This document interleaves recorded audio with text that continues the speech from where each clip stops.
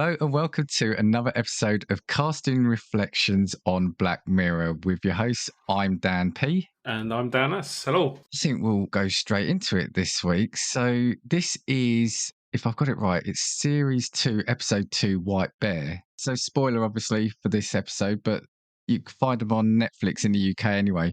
But this one, again, is still a Channel 4 one. Now, what's interesting to me, I can't remember if I've mentioned it on one of the previous ones, but I've had a couple of people say to me, Dan, that they enjoyed it when it was on Channel 4, but when it went to Netflix, they thought it lost something. Oh, interesting. We'll have to try and work out when that line was crossed and see if we notice a difference. Yeah, do you know what I think it is? I think up till now it's been very low key, very British centered, and then I think it starts becoming a bit more fancy oriented and going over, Americanized for want of a better term. So I wonder if it's that. But yeah, I've had a couple of people say that to me. But we are still on the Channel 4 elements of it. So this aired on the 18th of February 2013. So again, yeah, 10 years ago. So let's discuss it because I remember, again, I know I've said it a couple of times. This was another one of the episodes that, in a way, I was looking forward to watching again because it had stuck with me since my first watching many years ago. I don't know about you, if it was a standout one for you. Yeah, when we decided to do this, reviewing Black Mirror episodes, this is definitely one I felt like, we're going to talk a lot about that. And we're going to enjoy reviewing that one. So it is definitely a standout episode, yeah. Right, so let's go for it. Take it away. Okay, it's quite funny. Just before we start talking through it, I got really confused with the name of this episode, and I actually wrote down in my notes White Mirror, Black Bear. I've got the two colours all around. Anyway, that's a different series altogether. Actually, sorry, before you do start, because again, this is another one where I'm not sure how famous she was at the time, but there are a couple of famous people in this episode again. And have you watched anything with them? So the main one is obviously Lenora Crichlow. I'd watched her being in Being Human on, I think it was BBC Three at the time. Had you ever seen that? No, I've never seen it, no. Yeah, but I recognise the name as if I should know something she's been in or watch something she's been in. See, she's one of those people that you'll have seen her in something. And it's just interesting. So that show was, to me anyway, that was her breakout series. If I remember right, she was living in a flat. She was a ghost and she was living with a vampire and a werewolf, I believe it was. Sorry, it was a slight diversion there. No, it's fine. I've just Googled Lenora Crichlow, and I've just realised where I recognise her from. She was in a film called Fast Girls, which came out about the time of London 2012 Olympics around the British female athlete, and I really liked that film. And I'd completely, I hadn't put two and two together. It was the same person. Obviously, a very different look in this film to one being a female athlete representing England. Well, she's been in so many things over here. She's, if you look at her start out, I'm just looking at her filmography. For British people, you'll remember this, but she was in The Bill. She was in Casualty. She's been in an episode of Doctor Who. She was in another episode. Everyone's been in an episode of Doctor Who. Death in Paradise, yeah, and Avenue 5. But anyway, yeah, so I just wanted to point out that, again, it's another one of these actors or actresses who've really gone on to do a lot of things since then. So back to a review of the episode. So as you mentioned, White Bear, episode's called White Bear. Now it's around a character called Victoria, who wakes up a bit dazed and confused in a house which is obviously not hers, and she's obviously lost her memory and doesn't really know who she is. The house in itself is a bit weird, isn't it? It's a bit bizarre. The house that she's woken up with is like almost like an old person's abandoned type home is kind of feel I got from it. There's a few things which trigger her, which give her weird flashes, which is the black and white symbol which appears on every TV and also lets out this really annoying humming sound. White noise, isn't it? Yeah, white noise. And then there's the trigger. There's a photo of who she assumes to be her boyfriend and her daughter on the living room, and it kind of does weird little flashes in her head. But she's obviously woken up in this place, and she's not sure why. She's not sure who she is, and then she starts, as you would do, start going to explore the outside world. As she goes into the outside world, she notices something very strange straight away, whereas people are just watching her. from Yeah. windows, from hiding places, all through their mobile phones. So the majority of them are just filming and taking photos from a distance, which is a weird sensation in itself. I don't know if you felt the same, but and we'll probably discuss this later at some point. But I almost felt like it was a bit zombie-ish, like with people with the phones Absolutely were was. kind of lifeless and going. And I wondered if that had like a hidden type thing. You know, a lot of people on mobile phones these days and are a bit sort of like distant and out there. And that's what this felt like. It felt like she woken up in a zombie apocalypse, but the zombies were replaced with people with phones, Yeah. just watching her. As she's exploring, she's obviously gets more and more confused, trying to get someone to help her. Then someone jumps out of a car who's classed as a hunter. I think that's what the group of people are called. There Yeah. is Yeah. a hunter who's Looked trying to like a, shoot her. yeah, and they had a balaclava with the shape, that symbol she saw on the TV, wasn't it, on the mask? Yeah, Yeah. that's right. So then she's running away from this hunter, and as she runs away, she finds herself outside a petrol station with two people who seemingly aren't part of this mobile phone cult who look to help her. And as they're escaping the petrol station, one of them gets shot and dies, and then she escapes off into the woods with this girl. The people at this point are still constantly filming. Yeah, like there's a bit where they just pop out from behind trees and stuff, isn't it? There's like some Yeah, weird scenes where it looks like they're on their own. Then they, yeah, like I said, they just come out and they're holding their phones up, filming or taking pictures. and it Silent, gets. all silent. I think it kind of gets to a point for her. By the fact, it's actually just accepted at that point, and Yeah, it's not questioned. It's just it's almost like it's part of the background that she has just to ignore. Anyway, she goes. Her and this other girl who's played by Tuppence Middleton. I forget the character's name. Jem run escape, and then they find someone else who is also not affected. Seems to be affected, and then he then takes her off into the woods. Takes them off into the woods because she deems the woods as a safe place. I think she had a almost like a flashback in the van, didn't she? yeah, So they go off into the woods, and then there's a bit of betrayal where he turns out to be a hunter.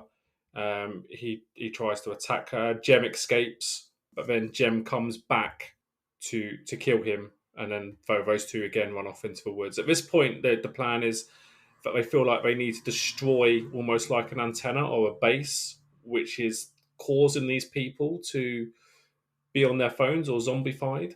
yeah. Because I Um, think I can't remember if you said it. Sorry, but there's a bit of exposition where, again, like you said, Tuppence Middleton. We'll have to find what is her character's name. Jem, Jem. a Sorry, character yeah, Jem. Jem explained that there was a basically one day that symbol, and for want of a better term, when I keep seeing it and I think of it, it looks like you remember in Space Invaders the little bases that you could hide under. It reminds me of one of those Yeah, that symbol, but that was broadcast with the noise, and like I said, it turned people into zombies. Now what she said is basically one in 10 people weren't affected by it, and they then turned into the hunters because they realized they could do what they wanted, and now they had an audience. So yeah, what, as you were saying, what they want to do, they want to get to this TV studio called White Bear to destroy it and hopefully save the area of the population they're in.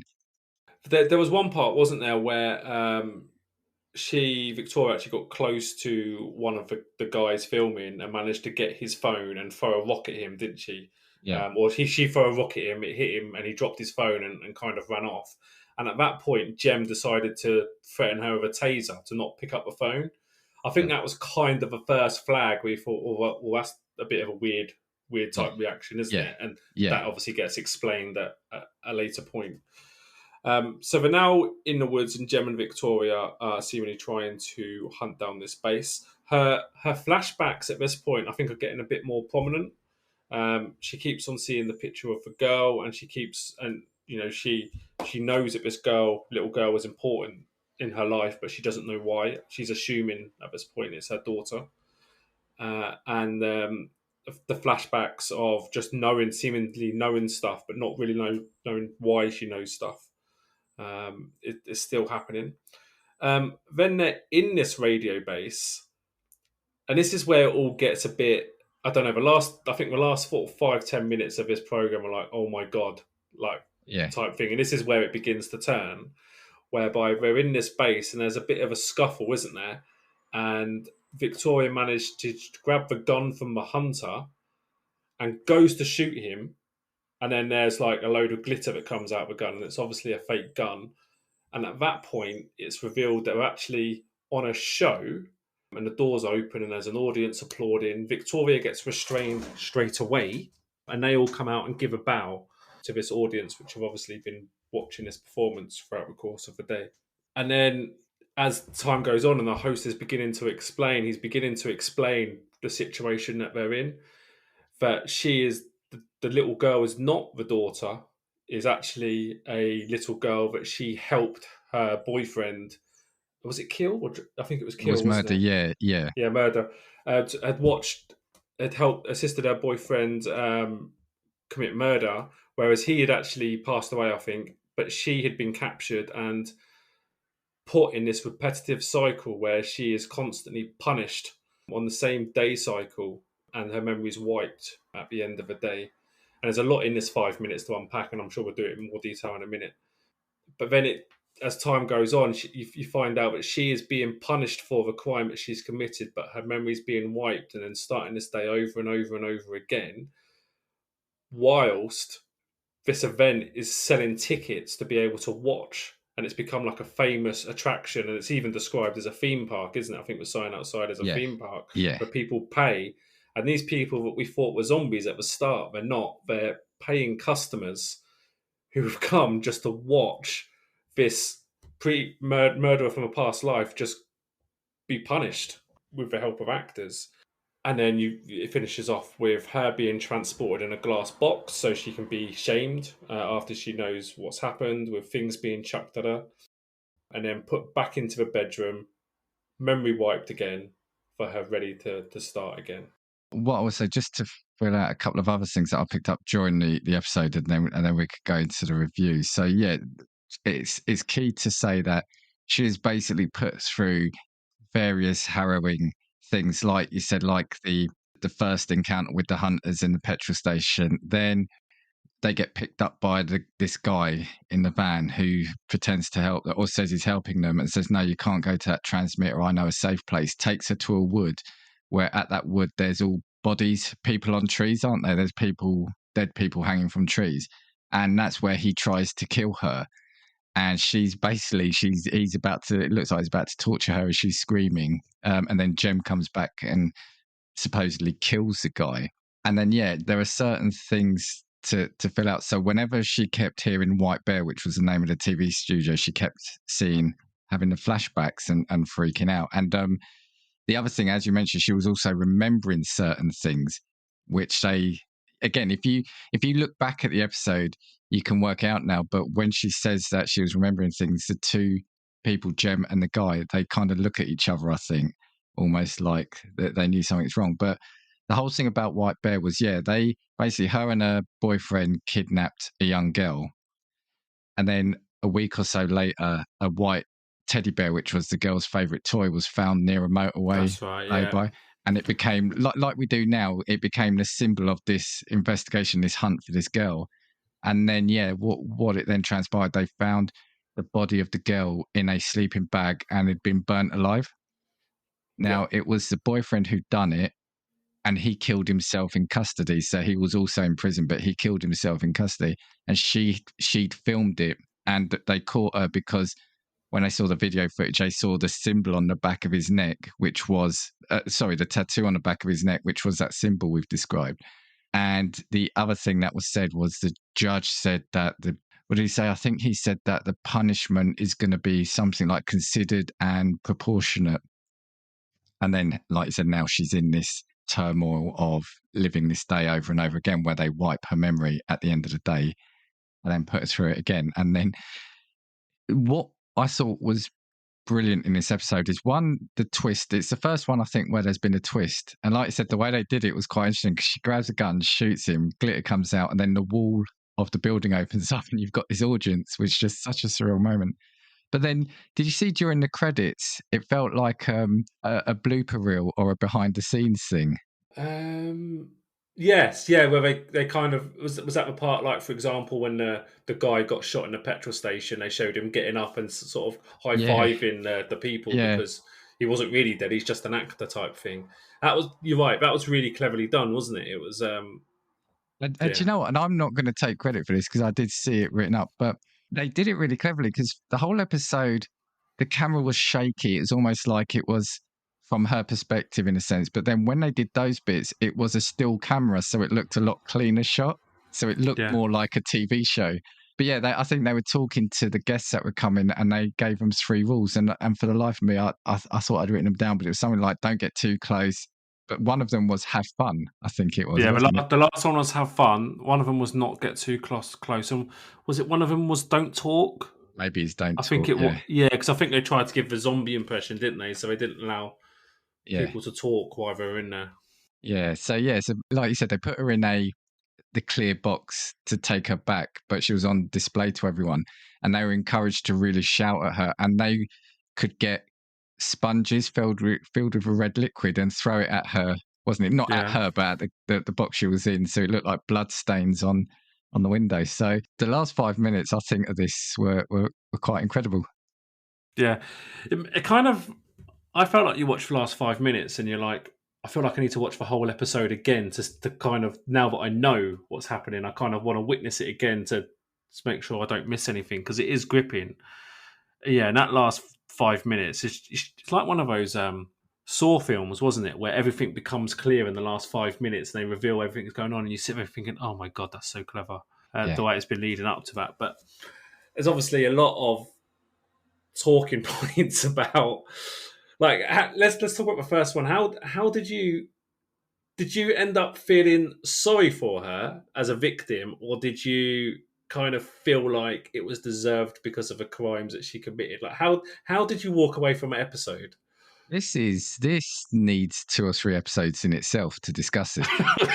I think the program was done intentionally for you to have a bit of sympathy for her, Yeah, mainly because, especially at the end, she was begging for the guy to kill her, and he kind of laughs and says, "You always say that," yeah, and it finishes with her when they're wiping her mind. Oh, because that's it. Because they put a contraption on her head, and he says this will take about 30 minutes, but don't worry, you'll have some entertainment. And he puts the video on of her killing the girl, or her video in the murder. So basically, throughout the 30 odd minutes of the program, all you see is her screaming, because she doesn't know what's going on.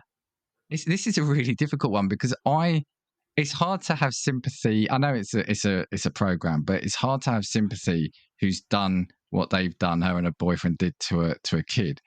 But where my head is at, so I guess I'm trying to say this is so confusing. I haven't got sympathy for her, but I think what they're doing, I've got some thoughts on that, which I'll come on to after. So, how about you? I feel sorry for her. And I think you're right. I think the episode is designed to make you kind of feel like that. But also, as well, a lot of who you are is determined by your memories and your experience. So if you're wiping that clean from the slate, is she the same person that got convicted? And that was the kind of the dilemma I had in my head. At what point is she now no longer that person that committed that crime?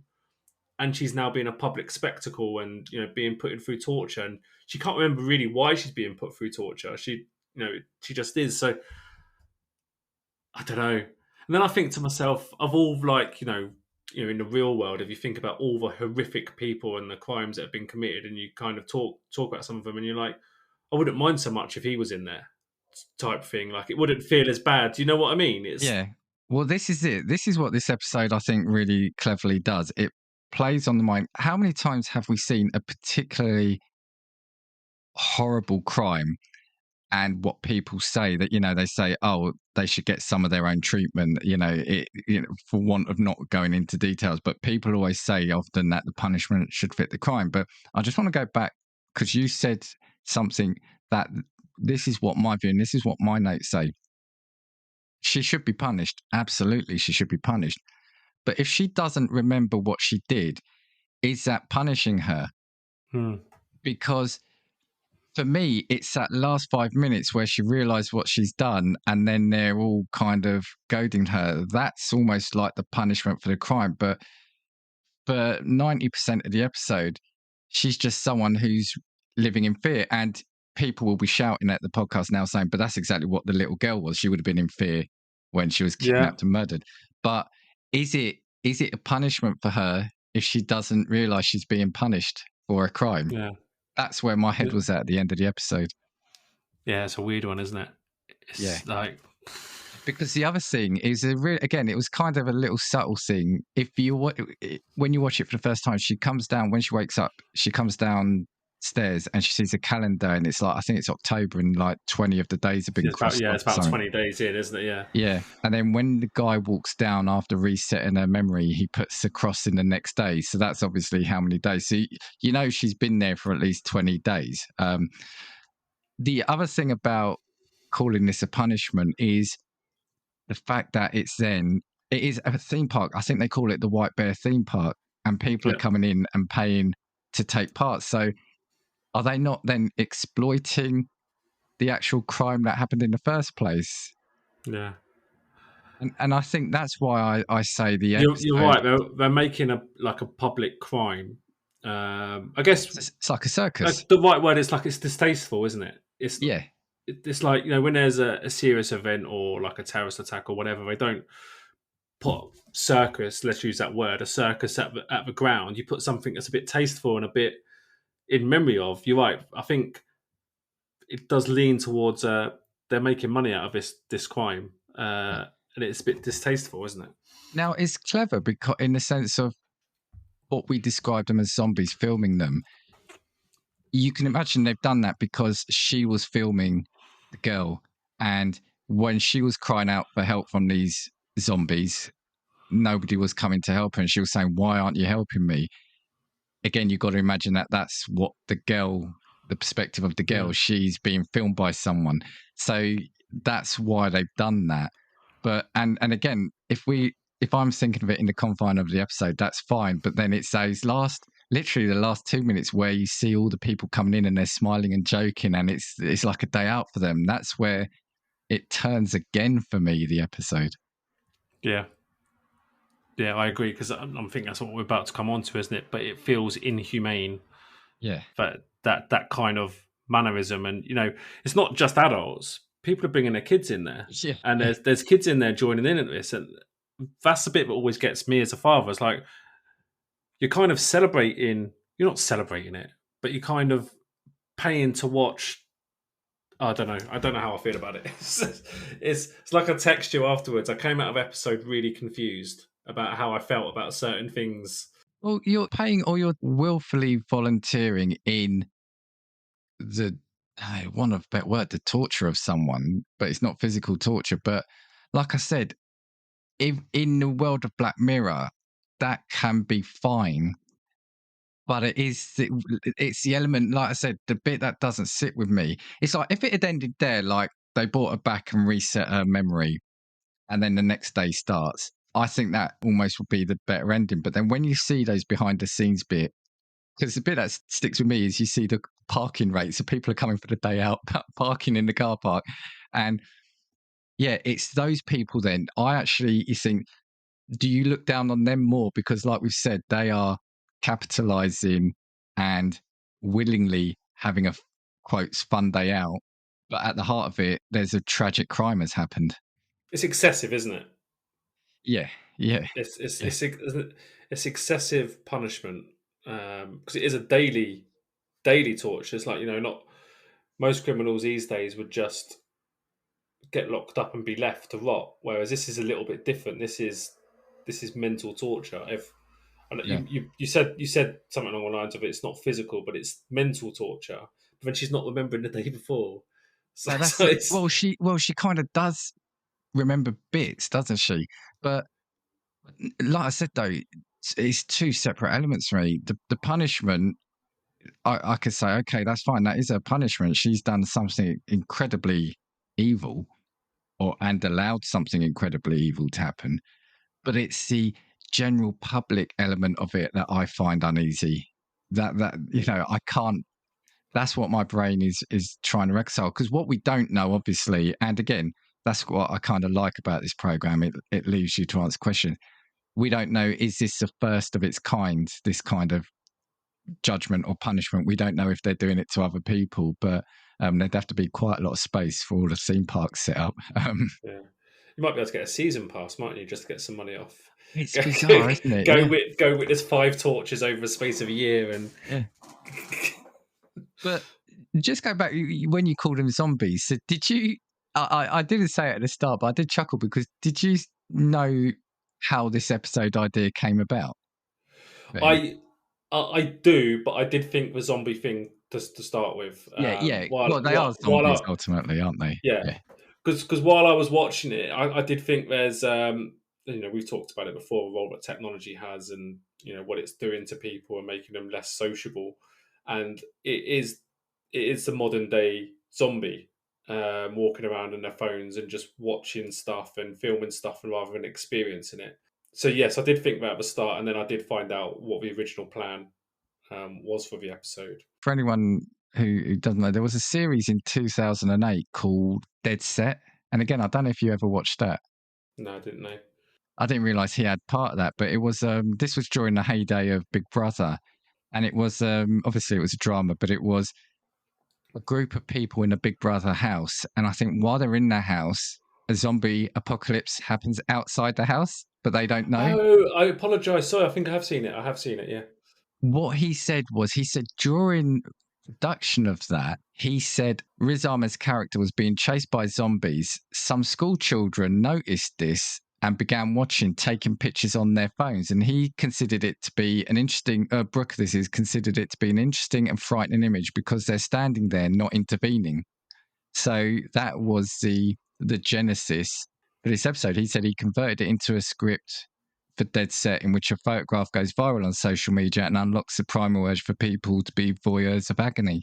He said that idea he wanted to put in Dead Set, it got the green light, but the show didn't have the budget to do it. So he's then turned it into White Bear, which I think is, again, we keep saying how some of these shows have come about. And I think that's an amazing, amazing little backstory. Yeah, it is, and I think he changed the whole plot of his story like a few days before the Yeah. episode started filming, based on the fact that he saw a fence in the set, and he goes, "Oh, actually, this will work a lot better," and just changed the whole storyline in the space of a few days. And I think as well, I read that he also wanted to do like a sequel, which never came to fruition at some point, and there was talks about her kind of leaving notes for herself to remind herself as she Yeah. went through the days. And I do wonder if he'd done that, then she'd end up becoming the good person, wouldn't she? And I think that would kind of put that question. She'd become the good person in the story, rather than now, where you're kind of wondering whether she is or not.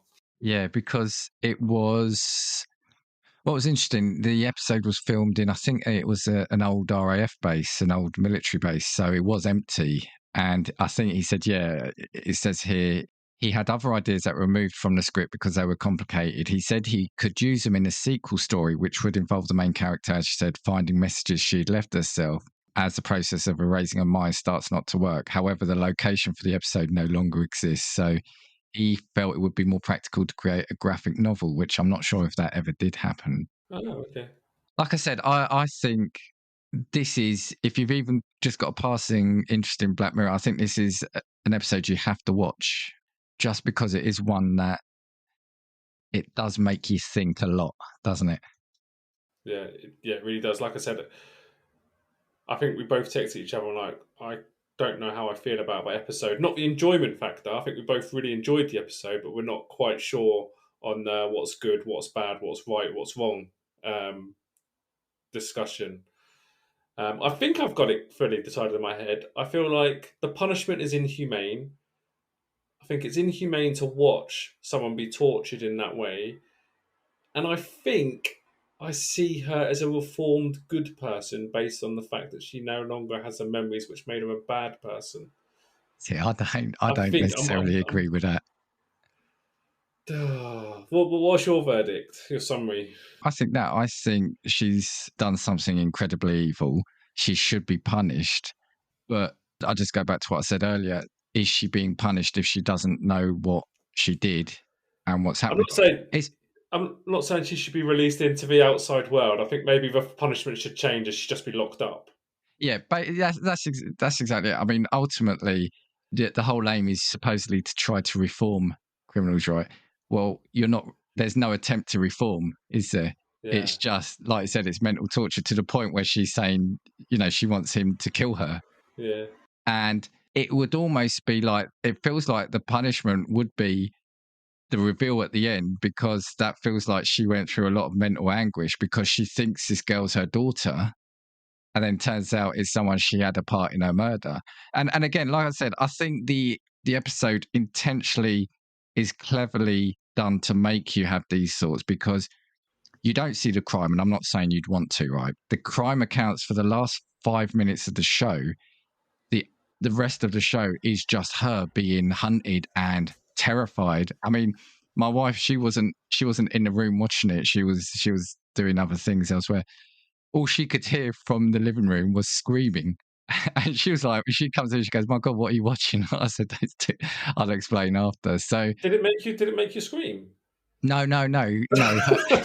Stop that. Obviously, the character, because she does Oh, just does play a traumatized character, doesn't she? So, yeah, I think, and like I said, to me, the bad taste is the people treating it like a theme park. I think what they're doing, you could potentially, in a dystopian world, you could say that's absolutely a punishment that they mete out, but it's the turning it into a yeah. theme park. I wonder if it is kind of like reflecting back to like what hangings used to be. So, back in the olden days, if someone got hanged, that was a public event in a town square, wasn't it? And people would go and watch. Yeah, And I wonder if yeah, it's a little bit like playing on that sort of thing. possibly, possibly. But you know, the other thing though that struck me, sorry, while I was watching this, is the whole, you know, nowadays you do see it where people do film anything and everything, and they don't intervene, and it's especially you try not to see them, but sometimes you can't help it. It just comes across. But you see the story of where kids are beating up another kid, and they're filming that, and then they're putting it on Yeah. the web, and it's like, at what point has that ever become something normal? I mean, they're actually filming someone being beaten up, and Yeah. I think that's what this, I don't, again, it's really hard to put yourself back 10 years, but feels like this really plays into what we're seeing now with those videos. Yeah. Yeah. Agreed. You do wonder if this was a thing. I reckon it would still sell tickets, though, don't you? Well, yeah, yeah. I think it would be really unusual, wouldn't it? It's that whole rubbernecking at an accident, isn't it? Yeah. People don't like the idea of it, but people want to see it. Yeah, I don't know. Like I said, this episode left me. I really like the episode in terms of piece of drama, but it's so close to some of the arguments you see in real life. Like, we've had some horrific serial murder cases and child murder cases here where people would want something like this to be a legitimate judgment, wouldn't they? Yeah.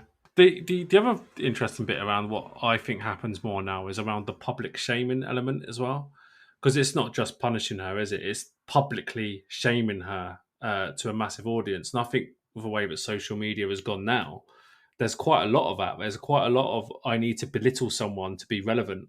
And you see it all the time, and even though that was 10 years ago, that also plays a role in today's world too. Yeah, yeah. Yeah, and I guess maybe if I was to sum up the last 20 minutes of my rambling when you asked me what did I think, this episode feels more like, yeah, it's people's enjoyment of somebody being punished rather than it actually being about a person being punished. I think that's Yeah. that's sum it up.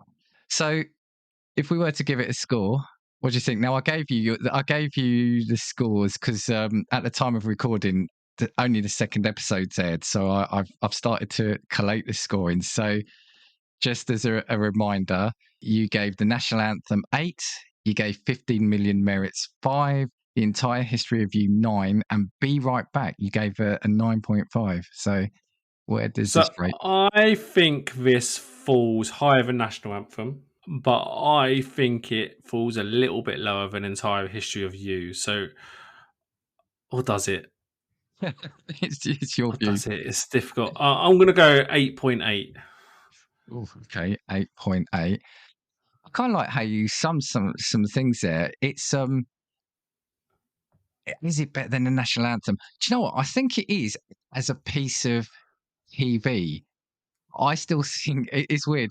National anthem still is something that shocks me every time I think about that episode. All these weeks later, it is still a really unsettling and disturbing one. I think this is probably one of the better episodes to date, albeit we've only watched 5 so far.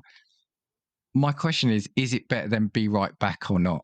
And that's what Is I that the don't one know. you've rated? Is that the one you've rated highest so far?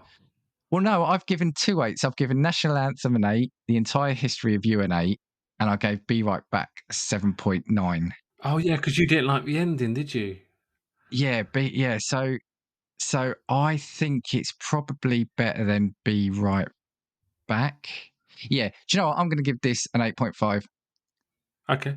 I think But by the just way, out of the 4, I think this one has the best ending.